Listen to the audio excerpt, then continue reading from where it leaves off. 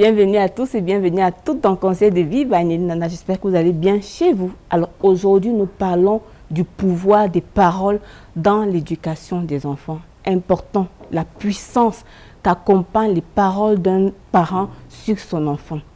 Les paroles ne sont pas seulement des mots. Les paroles sont accompagnées d'une puissance. C'est pour ça qu'il revient aux parents de faire attention, mais alors très attention aux mots qu'il sort de sa bouche à l'endroit de son enfant. Les mots que vous sortez peuvent être une source de bénédiction pour votre enfant et les mots que vous sortez peuvent également être une source de malédiction. Les enfants, malgré leur mauvais caractère, malgré leurs défauts, ne sont pas des poubelles. Parce que c'est dans une poubelle qu'on jette toutes sortes d'ordures. Il faut donc contrôler les paroles qu'on va donner à son enfant, même si on est vraiment en colère contre un acte que l'enfant a fait. Parce que quand on sort une parole de sa bouche, il y a un pouvoir et une puissance qui accompagne cette parole. Et si c'est une parole agréable, ça va propulser votre enfant. Et si c'est une parole désagréable, ça va diminuer la compétence, l'impact de ce que votre enfant va devenir même dans la vie.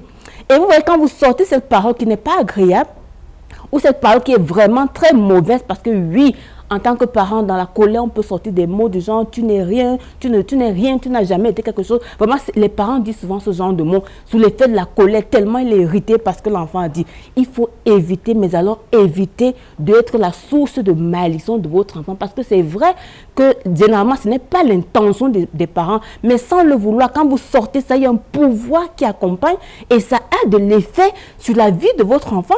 Et cet enfant va recevoir ça comme une parole de vérité parce que ça vient de son parent et ça peut influencer négativement sa vie. Contrôlez les mots que vous donnez à votre enfant. Contrôlez et accordez-leur vraiment toujours d'être des bénédictions. Donnez-leur des paroles de bénédiction. L'enfant est faible, dis-lui ça va aller. Je vais t'aider. Tu es capable de faire. L'enfant pense qu'il ne peut rien faire. Dis-lui, je suis là pour te soutenir. Ça ne veut pas dire qu'on ne va pas corriger l'enfant. Non, non, non. On va le corriger. Mais vous voyez, dans cette atmosphère où on le motive, où on l'accompagne des paroles de bénédiction, même le jour où la correction arrive, l'enfant sait qu'il est dans un cadre où le parent le bénit en permanence et il sait que même cette correction, c'est pour son bien.